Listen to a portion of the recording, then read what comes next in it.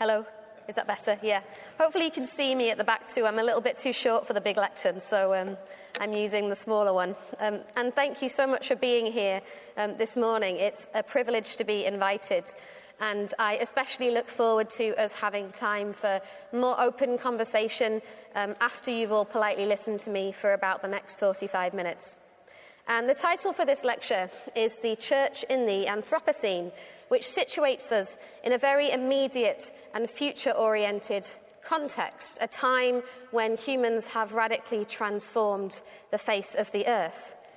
But we're really going to be talking about a much more ancient question: what it means to be a human, where we have failed to get that right, and where we are trying to do better. The year that I was born, Francis Fukuyama published a book called The End of History and the Last Man. He argued that humanity had finally reached our ideological evolution. Western liberal democracy would be the final form of human government.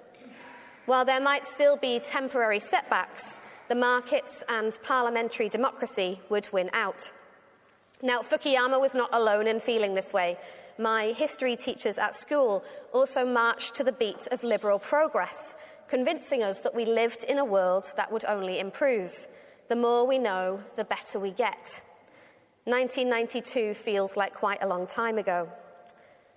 The year that I was born, the surface temperature of the Earth was well above the 1951 to 1980 average. This has been true every single year of my life. Barring 2011, every year since my birth has entered the top 10 warmest on record. We teeter on the brink of climate chaos, our political and economic ideologies refusing to catch up to data. In just 30 years, this promise of an end to history has turned out to be little more than a fantasy. Many of us are angry, and many of us are already dying. So who should take ownership of this problem? In one sense, it is absolutely true that the climate crisis is not your problem. The rules of our current fossil fuel economy were written decades ago, and the power to rewrite them is currently held by a tiny fraction of the world's population. A small and powerful number of people have made deliberate choices against the stability of life on Earth in order to make money. We live in a world of their creation. So I am not here in that sense to recruit you to the issue of climate change. The collapse of our ecological systems and the warming of the Earth are not, in any sensibly measurable sense, your fault. And yet, we don't get to leave or find the nearest pub and wait for this to blow over. The problem that you and I face then is that we must decide how we live now.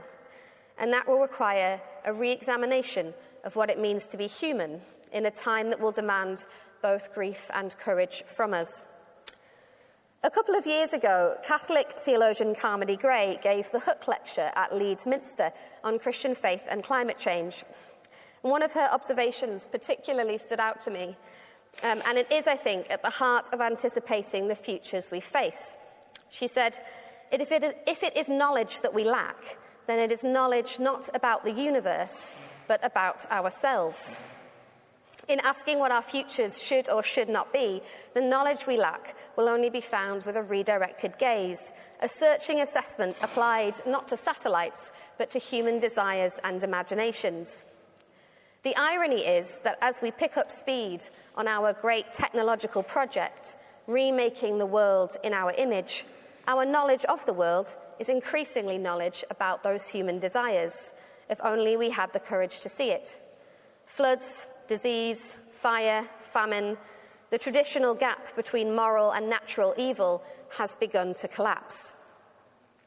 So we confront a shared story about human sin, and one that we can tell with punishingly accurate detail. It has never been easier to acquire knowledge about the many ways that humans have failed, and it has never been easier to map the ways that the most powerful humans glimpsed these failures before they arrived, and pursued them anyway. But the challenge in communicating this shared story is that it does not lead to a shared set of human experiences. Instead, the future splinters before us. The heart of this failure is an alienation which leads to increasingly disparate realities. Now, you can see this disparity in our descriptions of non-human creation. We are in the UK, where the effects of climate change are not yet universally life-threatening, and wealthy landowners have spent centuries nurturing and subduing every inch of this temperate island. Now, in recent history, the effect of this depletion is a romantic revival in our appreciation of non-human creation. Absence makes the heart grow fonder. Other creatures do not threaten us, and so we eulogize that which we have destroyed. Now, such a response is, I think, both understandable and appropriate, and it might help to save the diminishing wilds that remain to us. But it is by no means universal, and in fact, it is unusual. In the majority elsewhere, there are many humans who have much more faithfully kept trust with other creatures and have found that trust broken through no fault of their own. Previously reliable rainy seasons do not arrive, or instead their arrival brings death. These futures do not follow our neat rules of justice. They cannot be tamed or romanticized. And so, despite their growing reality, many of us stubbornly resist their interruption into our present denial. We find that such searching self-knowledge is too burdensome for us. As W.H. Auden puts it in his Age of Anxiety, we would rather be ruined than changed. We would rather die in our dread than climb the cross of the moment and let our illusions die. In The Great Derangement, Amitav Ghosh describes this descriptive failure as a kind of collective cultural dishonesty. As extractive and finance capitalism continues to homogenize the cities and industrial centres of the world, so too its accompanying story of uniformity, predictability, and gradual progress has spread, rendering the realities of chaotic and violent futures unthinkable to more and more of us. Look, he says, at the colonial legacy of cities built on low-lying and precarious shores: Mumbai, New York, Hong Kong, Kolkata, Fukushima. The truth does not align with our desires, and so we have suppressed it. In essence, we do not want to look ourselves in the face. Now, when we do work up the courage to bear witness to the reality of the world's finitude and our infinite greed, we see both the damage that humans have wrought and the extent to which we share an intimate similarity to other creatures. We, too, are dependent on a vast and fragile network of ecologies to continue living, and our refusal to accept this limitation has had disastrous consequences. Facing these truths has threatened previous assumptions about our nature, and so we are once again asking what it means to be human and how this relates to the other kinds of creatures that we live alongside. This is the task of environmental ethics, and like any kind of ethical inquiry, this is really another way of asking what it means to do a good job of being a human. So I want to tell you a little bit of the story about how we have understood our shared humanity in the past, how we are deconstructing that humanity in the present, and how we might reimagine our humanity for a frightening future.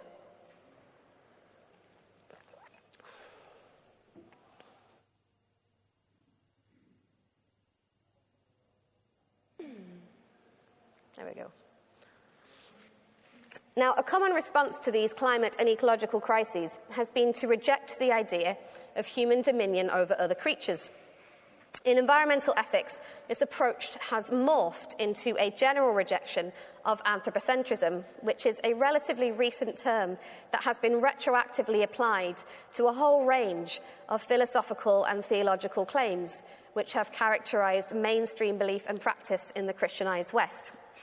These include mind-body and body-soul dualisms, the rational Western man as the apex of creation, and theologies of human dominion over the earth. It is more generally used to describe hierarchical attitudes in descriptions of the world and its power relations, using human needs, desires, interests, and experiences as primary reference points. Of course, while rooted in now extensively critiqued historical belief systems, these perspectives persist, particularly a dualism which exclusively locates value in the human, segregating us from the rest of creation. Its critics rightly challenge the resulting violence perpetuated against our fellow creatures. As Brazilian theologian Wanda de Felt points out, the irony in this abuse is that humanity is no longer made in the image and likeness of God, but rather God is made in the image and likeness of humanity. Now, those who critique this historical anthropocentrism often call for new centrisms instead, often with the unintended consequence of suggesting that we might transcend human experience as our source of knowledge, or simply deny human power. And this is a little awkward, since it continues to be humans and humans alone who possess sufficient capacity, arrogance, and greed to trigger mass extinction and climate collapse. One of the most common alternative centrisms is biocentrism, which argues that each form of life has unconditional inherent worth, and therefore humans should not be considered morally or ethically superior. So first, that each form of life has unconditional inherent worth, and secondly, that humans should therefore not be considered morally or ethically superior. Now, the leap between that first and second claim is substantial, as I'll hopefully make clear over this talk. Ecocentrism takes a similar approach, but replaces individual organisms with species and ecosystems and says that their subjectivity ought to be the reference point for our ethical concern. If you want to know what this call for transformation looks like in practice, here is a quotation from Bill McKibben's foreword to The Greening of Faith. Who is at the centre of affairs? We have behaved for quite a long time as if we were, and it is this assumption that drives most of the environmental dilemmas we face. We need somehow to discover an old formula, that the tribe or nature or God, or most likely some amalgam of the three, is at the centre of things, to imagine fulfilling our unique ability as a species to limit ourselves. Now, I have pretty much infinite respect for Bill McKibben and the work he has done. This is not a criticism of him, but in this quotation, we find the basic problem of trying to reject interpretations of the world which begin with human experience. McKibben looks for some amalgam of existence as being the centre rather than humans, and the centre of what? Ethics, value, power? And then in the same breath, he argues for the unique ability of humans to address climate and ecological collapse. So here we have the heart of the conundrum, the desire to argue that humans are not morally superior to other creatures, while also claiming that we are uniquely placed to abdicate our place in the centre. A related feature of these critiques is the characterization of human power as illusory, emphasizing instead the shared creaturely characteristic of dependency to argue that we should behave in less destructive ways. Our absolute dependence is, of course, true, but the consequences of this cannot be fully appreciated while also denying humanity's ability to dramatically alter the world. If there are objective values existing outside our understanding, it is impossible for us to access them without a human perspective. Whatever each of us imagines about the value of non-human existence, that value is always a human view. There is no other perspective available to us. This is a genuine limit that we live within. So a biological egalitarianism, which argues that all species are to be treated equally, is still beholden to a human interpretation of what equal treatment looks like. And of course, the power to treat other creatures is still ours. So the practice of environmental ethics assumes a distinctively human responsibility to decide the fate of a great number of other creatures or environments. We hold both a farther-reaching capacity for self-interest than other creatures and a distinctive kind of moral or ethical capacity to transcend this self-interest. Like all creatures, we are spatially and relationally finite, unable to entirely disentangle ourselves from hierarchies of preference, prioritizing the well-being of those most like or most close to us. This kind of belonging is not intrinsically sinful. It's a product of being a creature.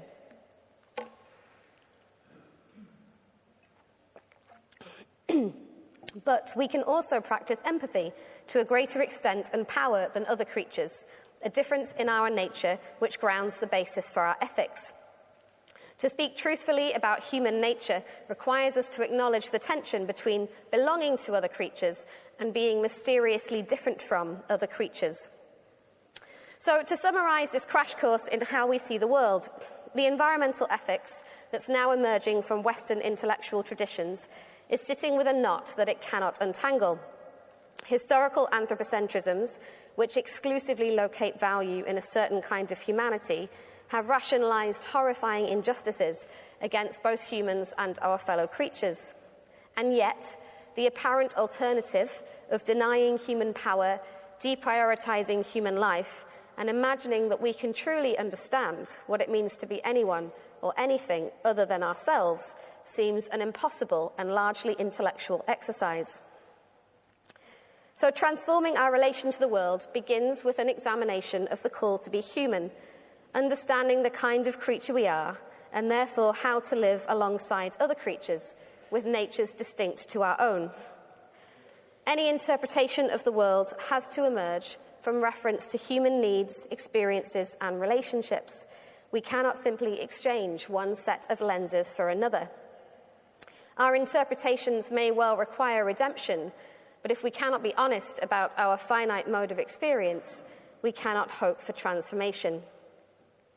Now, there is an important difference, of course, between knowing that I can only experience something from a human perspective and claiming that only a human perspective bestows meaning on the world.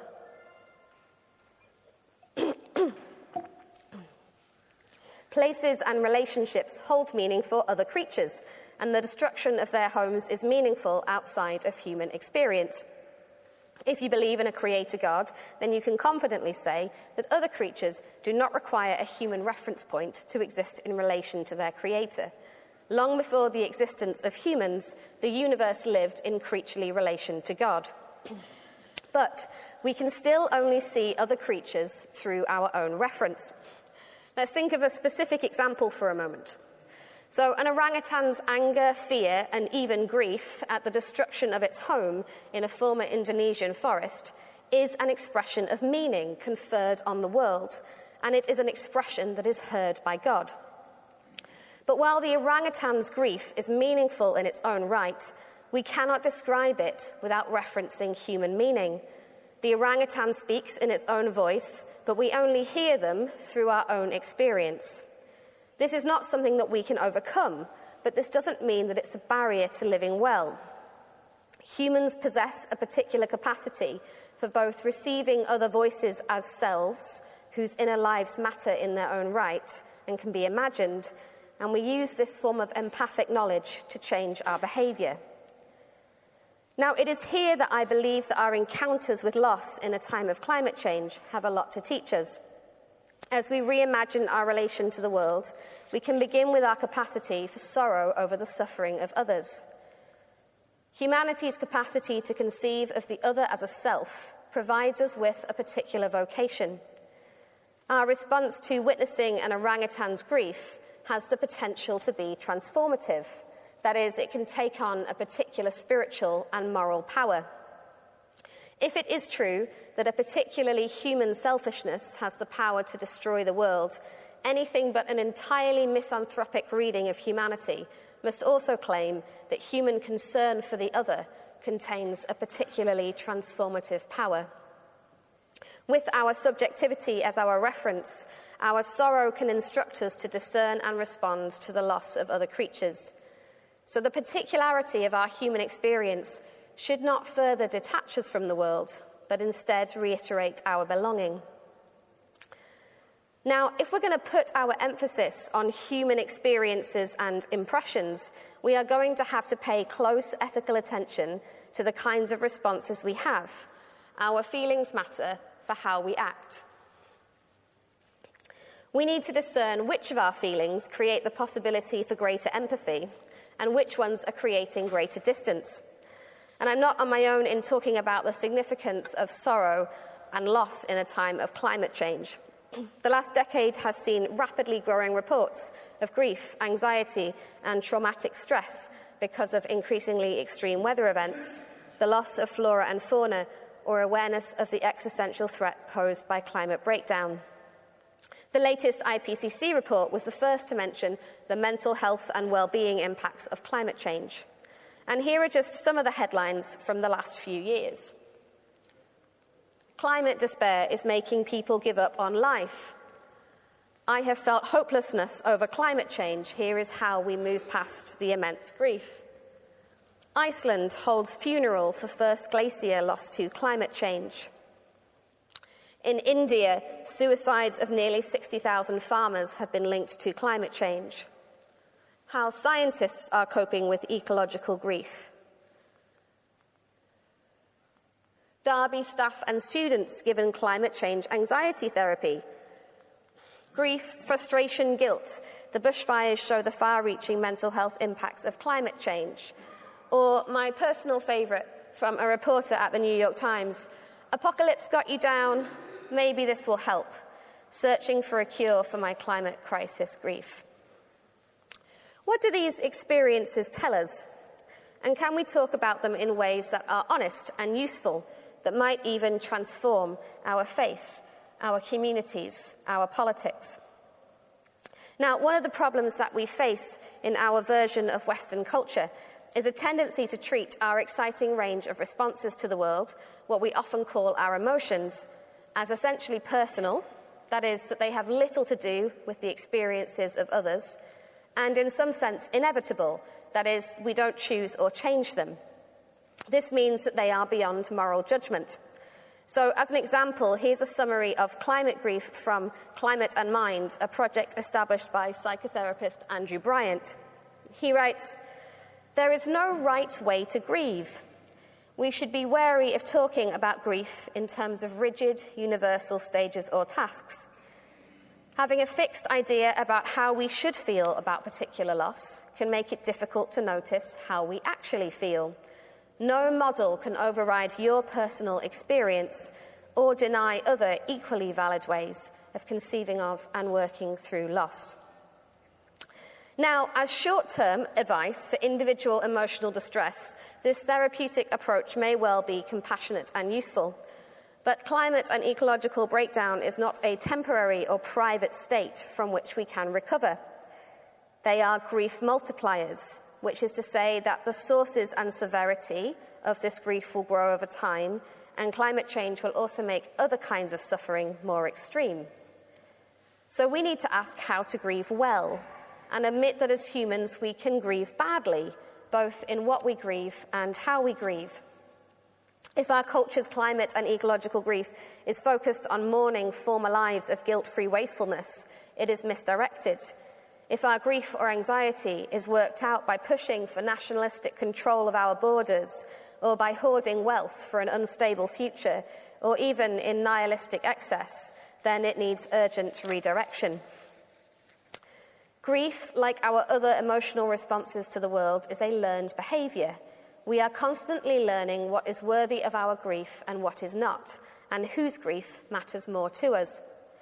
The ways emotions are expressed are a mirror of our underpinning experiences of the world, and these are experiences filtered by our access to power.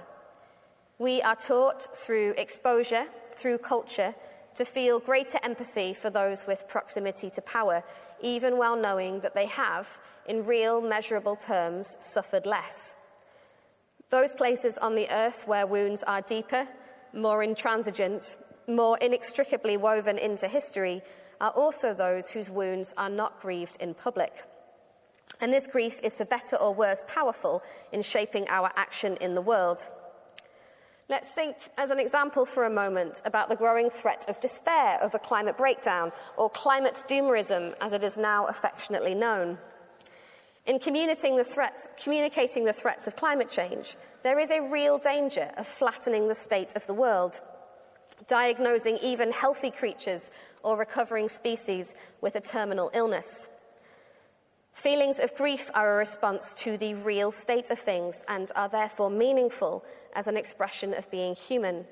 They have the potential to be transformative. But feelings of despair are not the same as grief, and their rootedness in the real or meaningful should at the very least be up for debate. And encouraging despair in others is not just debatable, but actively cruel. Climate doomerism in the minority world is also a kind of hubris. This despair rests on the conviction that the future is known. It leads to two different and dangerous assumptions. The first is being convinced you know how to save the world, and the second is being convinced that there is nothing that can be done. The first kind is a danger for those of us involved in climate activism. If we convince ourselves that we know where history is heading, we also convince ourselves that we know how to save it. Salvation, or even truth-telling, is too large a responsibility for any one person or group. You and your friends cannot save the world. Do not force yourself to carry that burden, because it leads to despair. The second kind of hubris comes from imagining that there is nothing we can do. After all, if we cannot save things, if we are not part of the solution, we cannot imagine one. We might gorge on bleak warnings from scientists and newspapers, casting ourselves as survivors in a grand apocalyptic drama, the only ones who can see that we are doomed.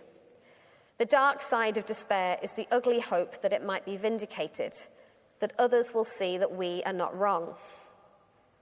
It would do us good to remember that the culture we belong to is founded on the assumption of a superior capacity for rule, seized through violence against land and people. We have imagined ourselves as the great problem solvers and architects of the earth. Perhaps we are now pricked by guilt at the cost of our position, but we still assume that our position is the one from which improvement or even salvation will emerge, if it is to emerge at all. It should not surprise us that when we fail to prevent the continued assault on our fellow creatures, we struggle to imagine the possibility of an alternative other than destruction. The growing dominance of despair narratives in the West is a warning to us that our grief both reflects our power and wields it. As I sit in the heart of global wealth accumulation, I can picture the future and assume that I will live to see it. We are never the ones who die first. And as those with greater proximity to power, our despair threatens the flourishing of others. So we can and do grieve badly. Can we grieve well? This is where I believe we can tell a different story. It is to our shame that much of Christian theology has long neglected the kind of truthfulness which might have helped us see these futures and turn from them.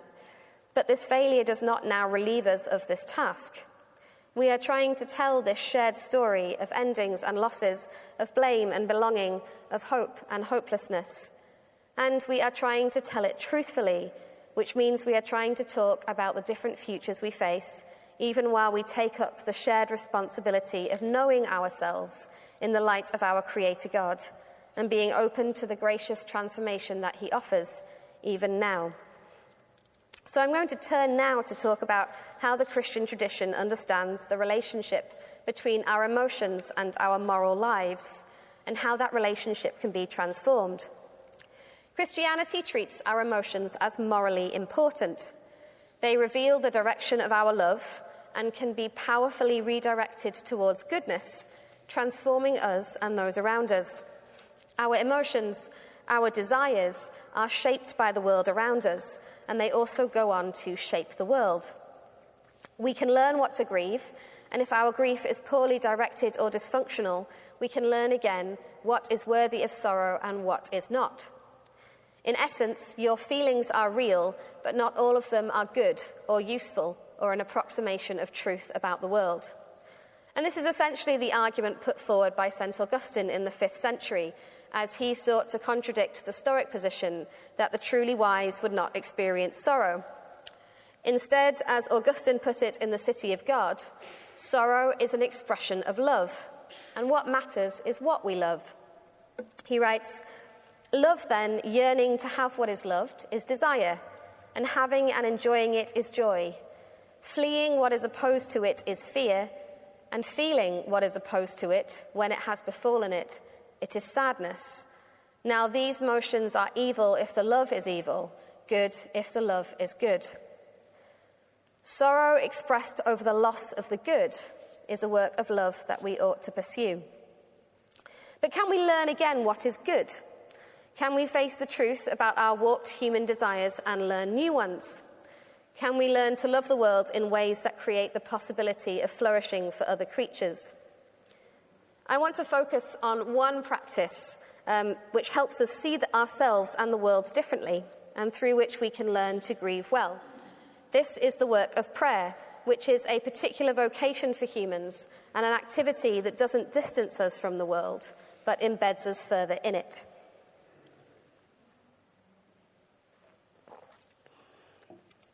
This is because prayer is first and foremost a work of response. We only speak because we have first been spoken to.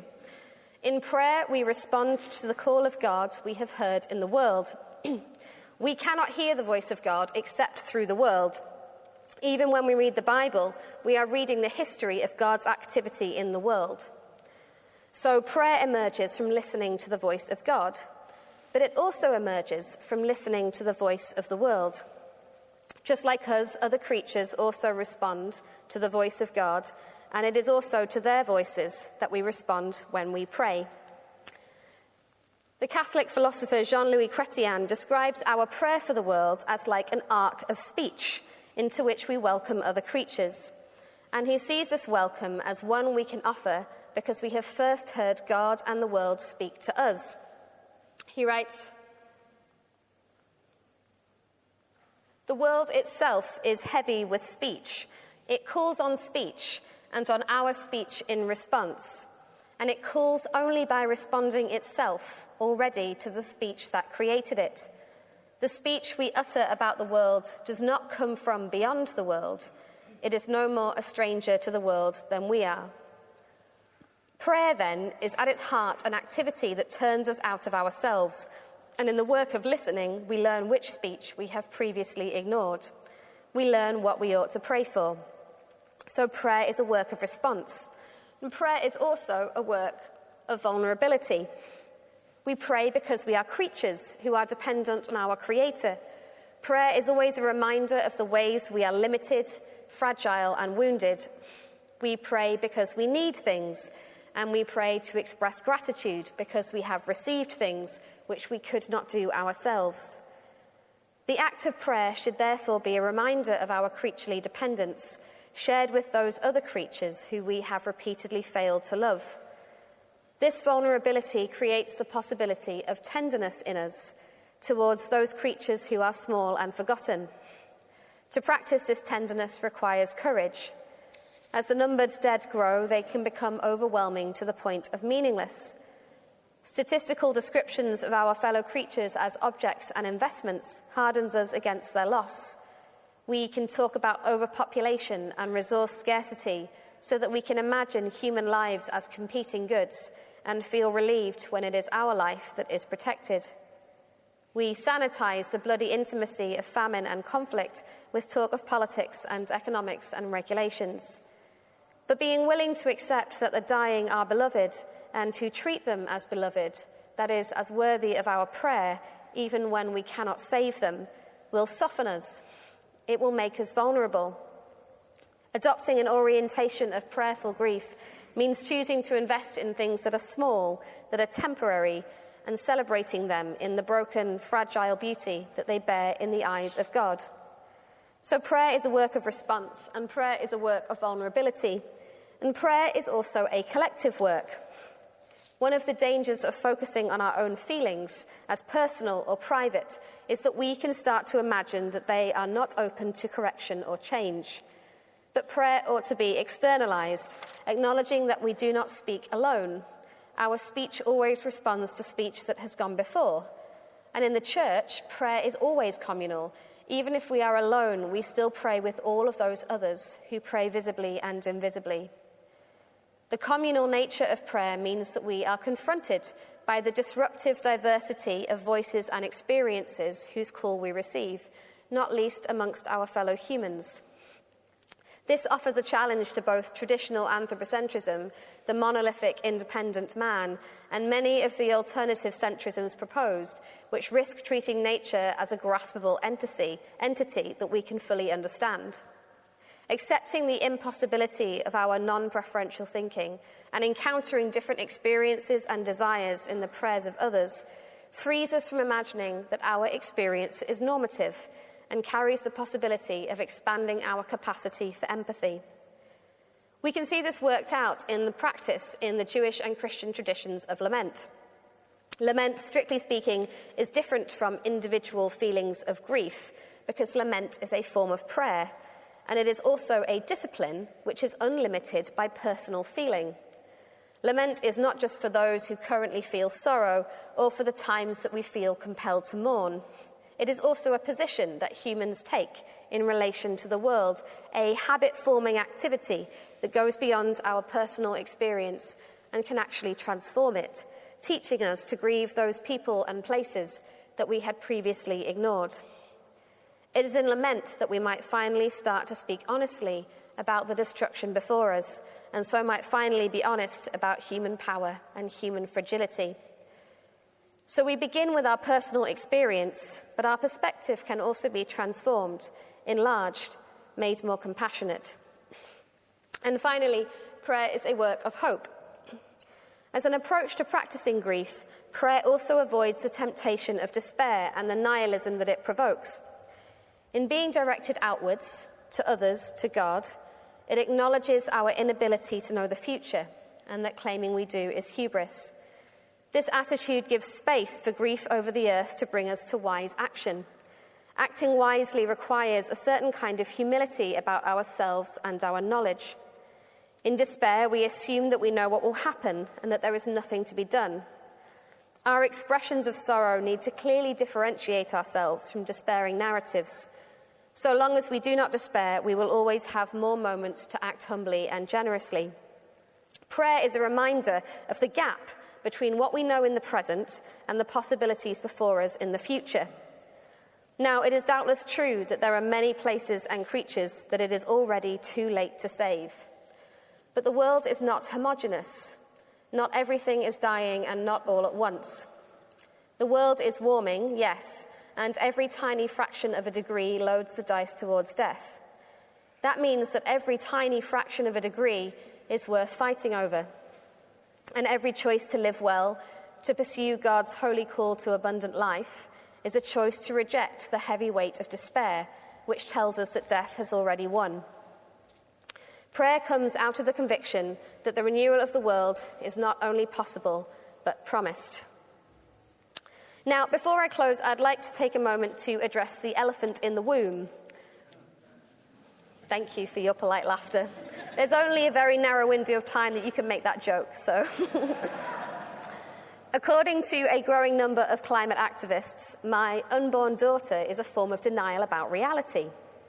How can I have a child when I know how bleak the future of the biosphere looks?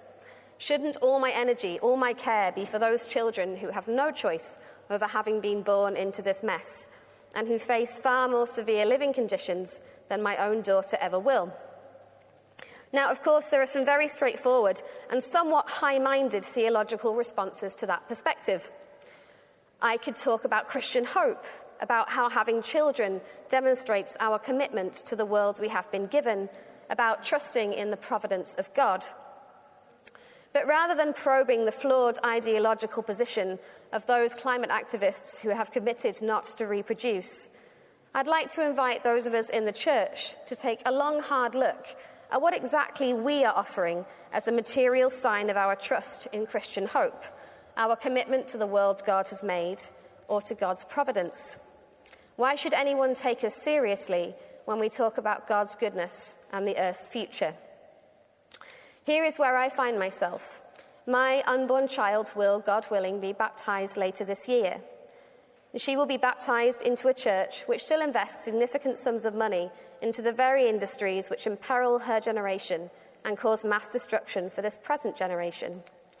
Those investments, I have been assured, are the pragmatic approach, the responsible approach, even the Anglican approach, while our communion siblings across the world plead with us to demonstrate a little more courage in our convictions.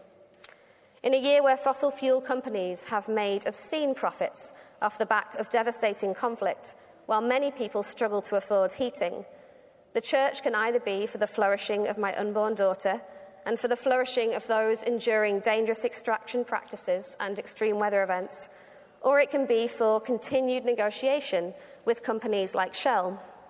It cannot be for both anymore. This is where the rubber of our worship meets the road of pursuing holiness. Between the church commissioners and the pensions board, we still have around 50 million in fossil fuel investments, and this does not include investments at a diocesan level. Now, it seems very likely that we will divest this summer, but this comes after years of hearing appeals from bishops across the communion who face the worst effects of fossil fuel extraction. Just last weekend, the Anglican Consultative Council, which was meeting in Ghana, offered a resolution emphasising their support for the Fossil Fuel Non-Proliferation Treaty, which calls for a moratorium on new fossil fuel developments. It is time for us to get in step with the rest of the church. But my daughter will also be baptised into a church which has invested deeply in the idea that where we worship matters. Our parish system is at its heart a commitment to place, that we, the church, believe that ordinary ground can be sanctified by our worship, and that this worship creates a relationship which cannot and should not be easily cast aside. Our worship ought to testify to our communities that where they live matters, and that we are wholly invested in the land where we reside, and that we are going to abandon this call, that we're not going to abandon this call to make holy the places to which we belong.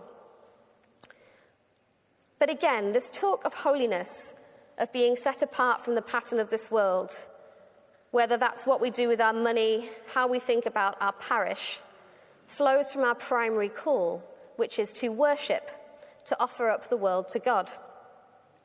Experiences of climate grief are a striking warning about the many ways that our imagination about ourselves as independent and all-powerful have created horrifying injustices.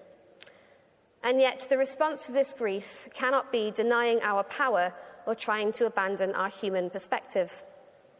Instead, the practice of sorrowing over the earth as prayer equips us to hold our human distance and our creaturely intimacy in tension, resisting the desire to control or abuse, while acknowledging that we are responsible both for destruction and for our participation in God's work of healing. A prayerful approach to encounters with these losses dethrones us. It demands that we examine our humanity honestly, admitting the ways that we have become nihilistic, self-involved, destructive.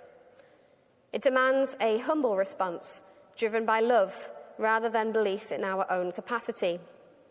And it redirects our will away from our own comforts and towards the flourishing of others. For Christians, the model of this sorrowful prayer is the God-man Jesus, whose weeping over the sin and suffering of the world and whose bodily solidarity with the most vulnerable and rejected provide our true north for learning again what it means to be fully human. If we are going to stop pursuing death and start pursuing life, we will need to learn to listen to the voice of God, to the voice of the world, before we try to speak. If we do, our speech about the world will be a source of healing for the things that we have broken, and that healing may well begin with us. Thank you very much.